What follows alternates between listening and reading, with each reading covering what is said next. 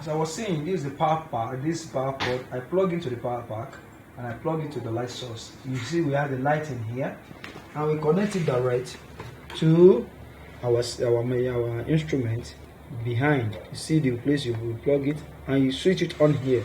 As I on it, the machine comes up, and you will see the temperature rising gradually. You can look at it, the temperature is rising, and it's giving you here not ready, because the temperature have not getting to the point that the machine will work from, where the bench of the temperature that the machine can be work as a calculation machine. And when it gets to 36.5 or 37, it will be stable, and this place will change to green for you to know that the machine is ready for use. Or as you are trying to get the machine ready for the use, we can look into our RFID.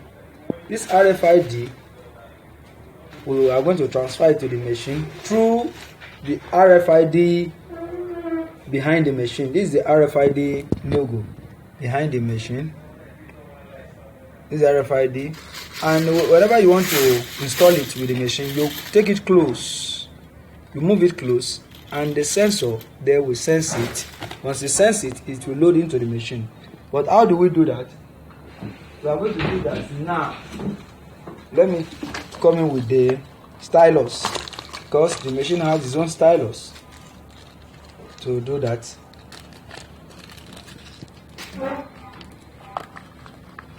This is the reagent stir. This reagent stir is for you to mix the reagent, because when you are diluting the reagent, you are not supposed to be mixing it yourself. You are not to be mixing it yourself. You can see now it's ready. See now, when it gets to 36.5, it said ready, and the machine is ready to use.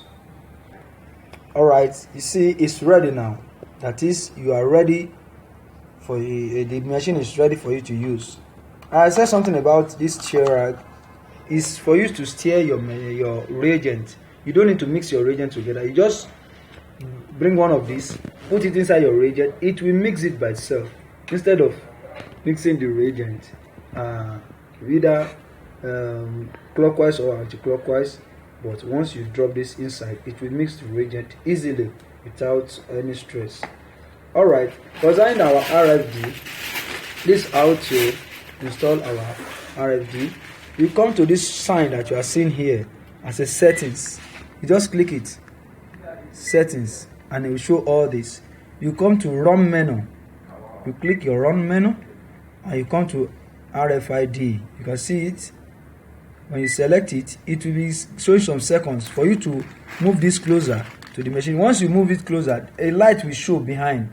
You can see something like a red light here, and it shows, and it tells us the number of cuvettes that we have inside this RFID, which is 500. What do?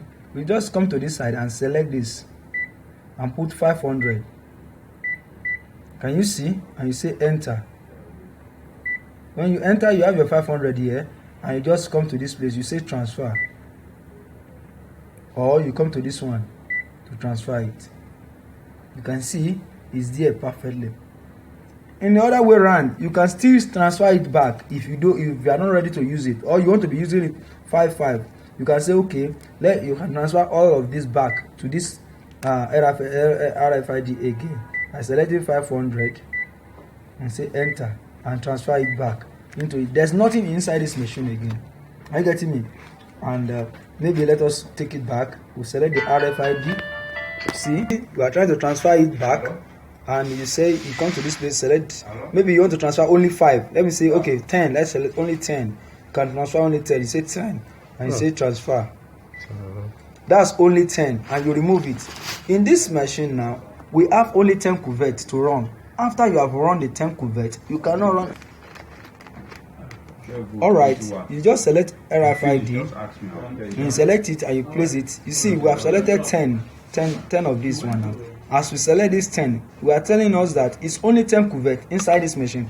After you have run 10 samples on this machine, you won't be able to run any other thing again. That is for you to be able to monitor the numbers of samples that you are running per day, or you want to know the numbers of cuvette that you are using per day, you can use that to monitor it by transferring the number of cuvette that you want to be transferred per day or per week or per month as fits your lab. And other thing that I want you to look into is all about this one. You have global, we have run that I just explained finish now, and we have printer. We also have LIS, we have configuration.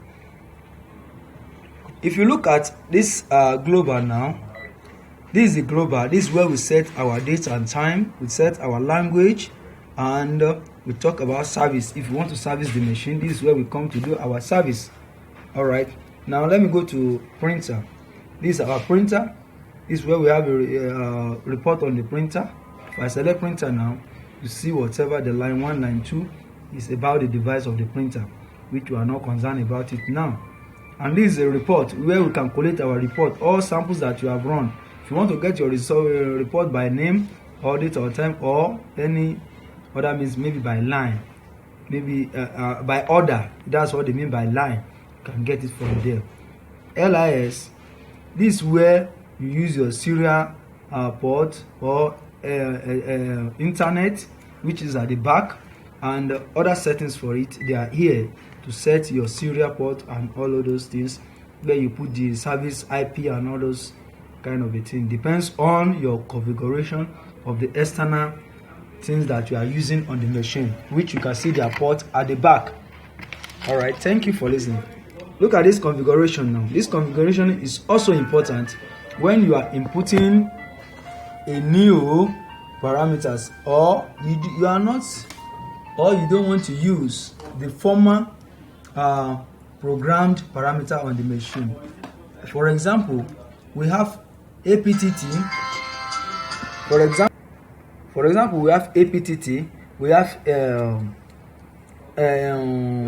PT and so on and so forth. They are inside this one. Let me just open a new method. Same method. Screening. We have PT. We have APTT. We have we have TT, and so on and so forth. Let's assume that any one of these, you don't want them. You don't want the program that is inside it. You want to program yourself, your own. You just come to configuration. You say new method, and you come to this place. You put the method that you want to use. You just put the name. You say OK, and let me say this, and let me just say 35. We say OK. You see it now. You say you have saved the method. Can you see? Now to edit it, I'll just go to method parameter. I will select this.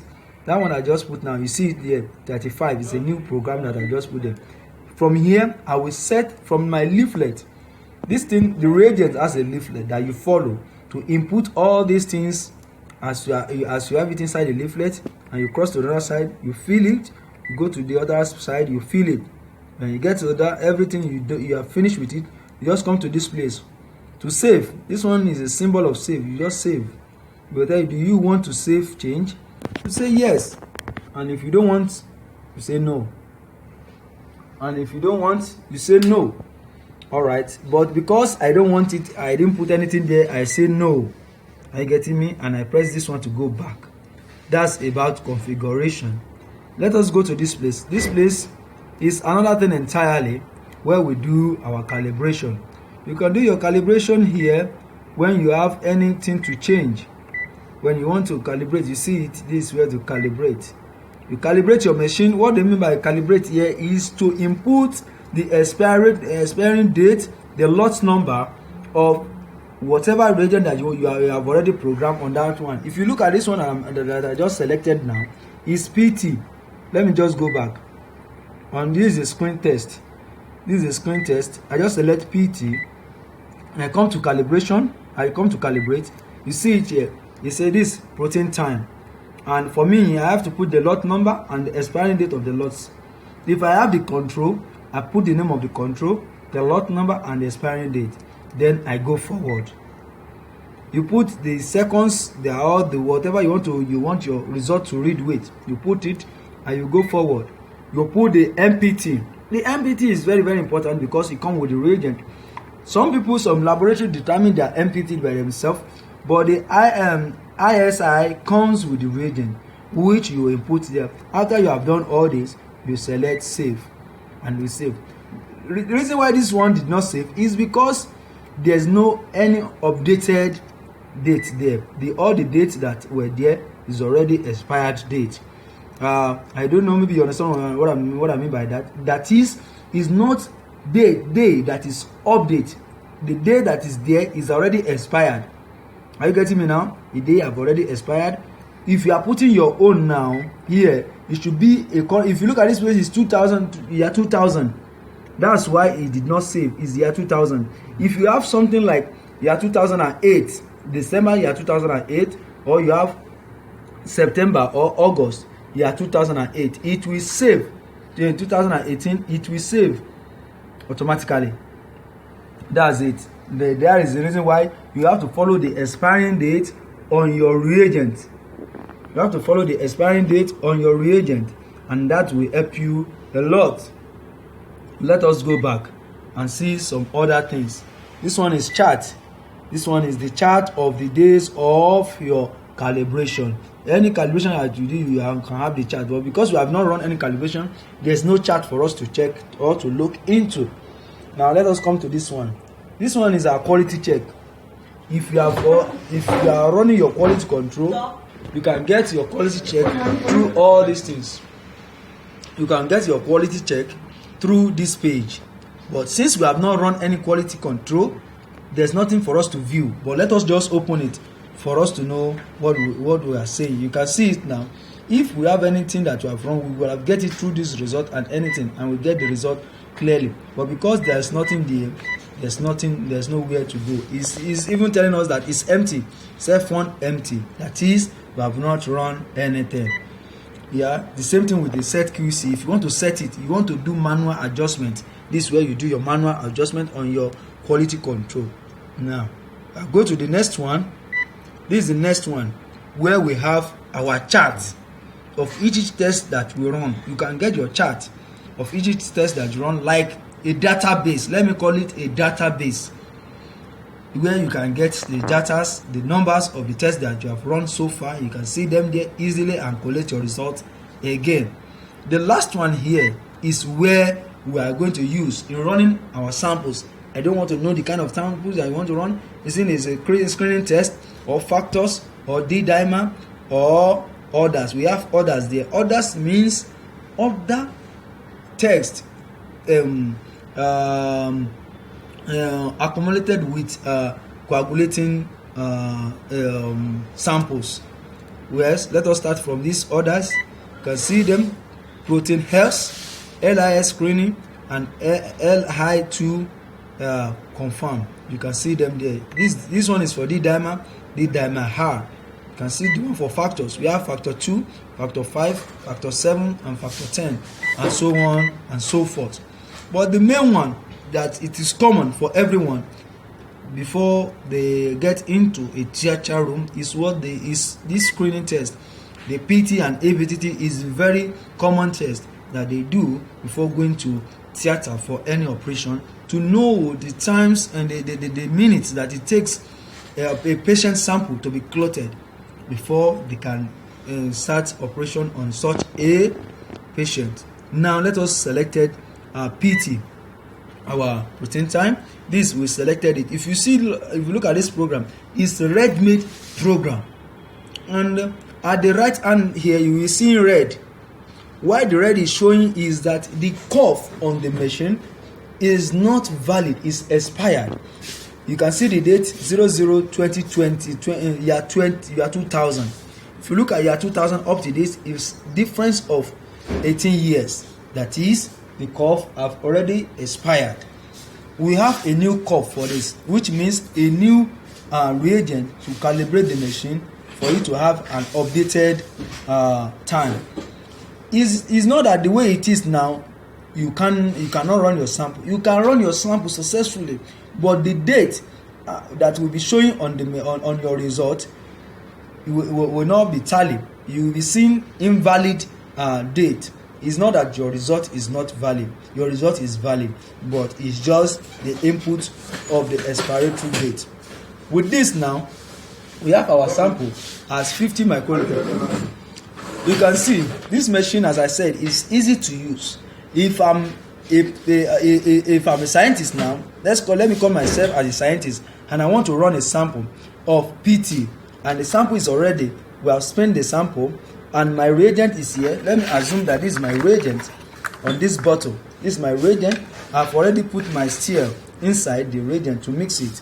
This is the reagent, you can see it, and I put it inside here, and I get my cuvette ready. This is my cuvette. I drop it here, and I took my pipette. That's the step you take. And I took my pipette, I tune it to 50. I tune my pipette to 50. This is 50. This is 50. And I put my pipette tips. What I will do is to pipette 50 microliter of my sample into this cuvette. Are you getting me? Immediately I put it inside my cuvette. I took it immediately into this place after I've selected it, because I've known reason why I didn't click OK on this place. The reason why I didn't mark it is for me to master that my sample is 50 microliter and my protein time that I have to put inside this place is 100 microliter. After I've marked that, I've known what I want to do, I will select yes. After I've selected, you will see that it's showing me add ID. Once I put it here, I will put my 50 microliter of sample, take my 100 microliter of reagent. I put it immediately, and I add my sample. I will put the name of my sample. Immediately I put the ID of my sample, and it will run. It will run automatically as the machine is running. In less than 5 seconds, I'm having my result. That is immediately we are running the test. Less than 15 minutes, we are getting our result, because each result have a time of reading. Once you get to the reading, which is a reading seconds, once you get to the time, your result will be out, and it will print automatically. That is, you have done a test for that moment. Immediately you done the test and you look at your cuvette, it will be clothed. The sample will be clothed. Even if you turn it upside down, it will not move to anywhere. This cuvette, you can only use it once. It's not recycled. You cannot recycle it. You can only use it once. Thank you for that. And if you are running another sample, you discard this one, throw it away, you pick another one, you do the same thing. This is a single channel. You can only run one test at a time. All this one is just an extra incubating area that you can put your cuvette. You can set like 5 there. If you're having like 5 samples at stretch, you can put them, just put them ready. As you finish with this one, you put it, you take it away, put the second one, prepare your sample and do that, and so on. That's how it is on each of them. If it's not APTT that you want to do, you can go back, select another one, maybe it's APTT. The same thing, you look at the APTT. APTT have 2 reagents. APTT have 2 reagents because you have calcium. You have calcium chloride, and the main reagent, the active reagent that you need to run the sample. And the sample, that means you are using 3 things to get your result: the act time and the calcium chloride with your sample, making 3, and all of them should be an equal volume. You have to take equal volume, which is either you take 100 microliter of your sample if you are not sure of your accuracy in pipetting sample. You can take 100 microliter. But if you are sure of yourself that you are accurate in pipetting, you take 50 microliter of each. When you are sure of that, you just select yes. You go to the page the way we do it, and you do that. You do the way we do. All right. As I was saying, we have done with running of sample on APTT. That's the same thing applicable to fibrinogen. You see it, fibrinogen tells us that you take 100 microliter of sample and you take 50 microliter of your fibrinogen reagent. That you can see all of them are showing red something on this place, because it's not a valid curve. You have to make your valid curve is when you get your reagent, you will go to the calibration and you calibrate your reagent to the present valid expiring date. That's how you do that. Thank you so much. Now let me explain about this angle very well. This angle is the place that you incubate your reagent at the required temperature that they give to you on your leaflet. Like this one now is a 37 degrees Celsius. If you look at it now, it's already incubating. These are empty bottle. It's an extra bottle. It's here. You can incubate here. You can also incubate it. But if you don't need incubation, you can bring it to this side. This side, there's nothing happening here. It's just like an extra space. Nothing is happening here. But once you put it here, it's at the 37 degrees Celsius incubation level. And also this place, this bottle that I put here, if you check them, they're already on 37 degrees Celsius. You can also see. As simple as that. If you have any other question, you can contact me. You can ask question. You are free to ask question. But as at now, if you don't have question, I believe that I've done something. To off it is like this. You just come to this place and you press your off. You see it.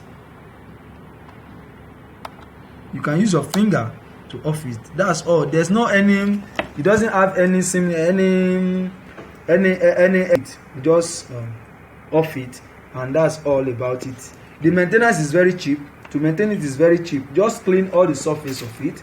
You clean it and you check that there's no any deposit of any sample inside. If you are preparing your sample, please try to be concentrated.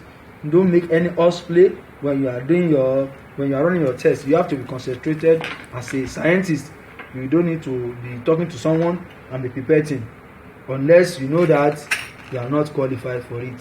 But if you are qualified for it, you need to be concentrated on whatever you are doing. Thank you very much. This one is for your also for your incubation. If your bottle is very small, depends on the size of your bottle, you use these ones to fix your bottle into this place. It's for you to fix your bottle into there. This white paper, they tied it as if they tied human being. Come in. Okay, you are there already. Thank you so much. You can see it. You just fit it in for the smaller bottle of reagent so that it can stay there. It's magnetic. That's it. Thank you so much. God bless you.